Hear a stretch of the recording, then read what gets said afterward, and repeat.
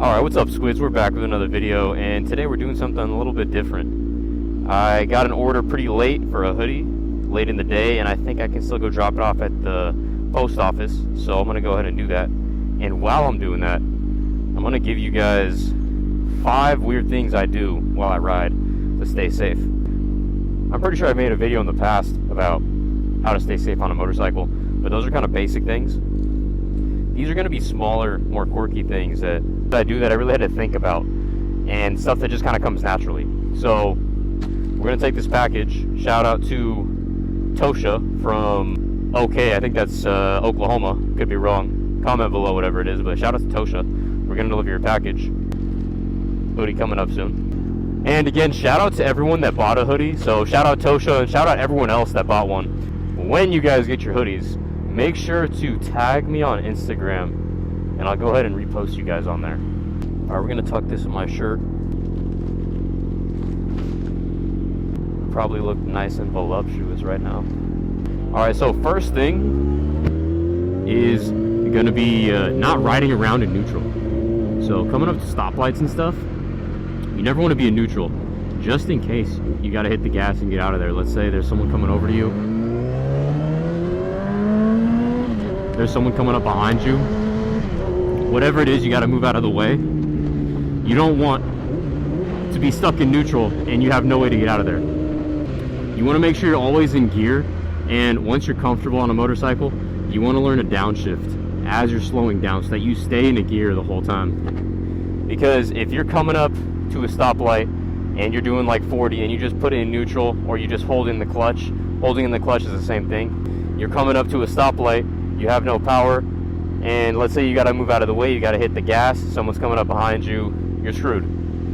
Now, next up is going to be staying on the left side of the road as far as you can. Now, what I mean by that is, right here, for example, there's 3 lanes, and I'm going to stay in the left lane, even though it's completely open, because I have a better view of the cars over there. I can see that they see me, and they're less likely to pull out in front of me. If I'm all the way to the right, like where that car is over there, they can't see me this whole time up until I'm right here. So you want to make sure that you're on the left so that you can see the people on the right. Because when you're on the left, you still have good visibility. Like this guy, for example, I can see him and him. And this actually goes into the next thing, but I'll normally flash my high beams in situations like that, because that is the most common occurrence of motorcycle crashes. It's people pulling out because they don't see the bike. So if I'm over here, I'm not going to be able to see the person that's coming out of this intersection until the last second if they're turning out. By me staying to the left, as far left as I can be, I'm actually in the middle of the road if you think about it. There's both sides of the road. So if I'm all the way to the left, I'm as close as I can be to the middle. And by being in the middle, I have the best visibility to see everything around me. So anyways, what I got into before I was supposed to was hitting the high beams. So when you're pulling up to an intersection, even if you think they see you, just assume that they don't see you. Because I've had multiple situations where people still pull out in front of you. They make direct eye contact. You guys have a moment together. You guys lock eyes, and they still decide to pull out in front of you. You don't know what's going on in their head. They're probably thinking about work, whatever. They left the stove on at home.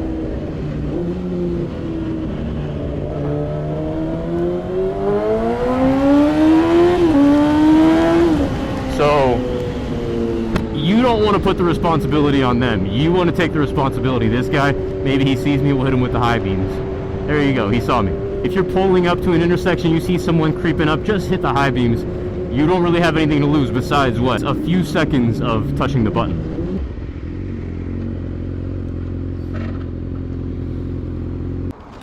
Alright, Tosha, time to deliver your package.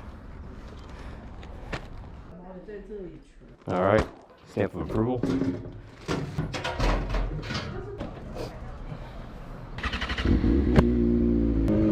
The high beams are especially important for intersections like this where they have to yield for you. So let's say they waited there. They may not see you. You might be behind a sign or something, and they'll see you last second. So it doesn't hurt to hit your high beams they get an extra second, they get an extra flash. They may have not seen you. You don't need to do it every time, but you'll get a feel for it when you really should and when you don't need to. That goes on to the next point, which is always lane split. To be honest, if I wasn't in California where it's legal, I would probably still do it anyways. Because the amount of people I see that hit each other from being on their phone or whatever, rear-ending other people, it's not worth it. Take the ticket and don't get hit. If they're hitting cars like that, you're on a bike, your brake light is not as bright as theirs. So if they're gonna hit a car, they're definitely gonna hit you because you're a lot less visible than a car. Lane, technically that's lane filtering because traffic isn't moving. So lane filtering minimum. But if you feel comfortable, lane split as well, because you're getting out of people's way, you're getting away from everyone. Right here, look at all this traffic, all these cars. You don't want to stick with this whole group. You want to come in here, you want to slide through.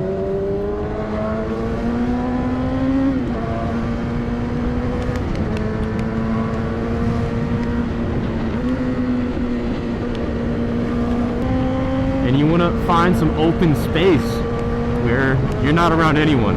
Look at that, there's a nice gap over there.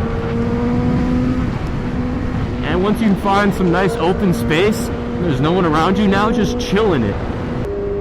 You don't have to worry about anything. You have way more visibility. You don't have cars blocking everything around you. There's going to be people in the comments saying that lane splitting is unsafe and lane filtering. If you do it right, it's really not. Yes, I definitely lane split more aggressively than you need to, but you don't need to do that. If you're not comfortable, don't do it. Ride within your limits and ride your own ride. Let's just say, for example, I didn't lane split. I'd be in that group of like 20, 30 cars instead of having the whole road to myself. I don't have to worry about anyone at all. I can do whatever I want, can chill. Or not chill. So, honestly, it's up to you. If you see it as too much of a risk to lane split, don't do it. But if you look at all the statistics, it's way safer to lane split. And especially lane filter. Also, bonus tip. When you're lane splitting, look in people's mirrors. Because you can see their faces. Normally people twitch, they move, they look over. Even if it's nothing crazy, you can tell. And I would recommend looking in people's mirrors no matter what, if you're changing lanes or passing them. Because I've had some times where you're coming up next to someone and they don't hit the signal, but they look over and you see their face look over and then they start going before they signal. And it's giving me extra time to move away. So if you can do that, you're giving yourself extra precious time that you might have needed. Anyways, thank you everyone for watching. I'll catch you guys in the next one. Shout out to everyone that bought a hoodie. Shout out to Tosha. Make sure if you guys bought a hoodie, everyone that bought one, make sure to go on Instagram and tag me so I can repost it.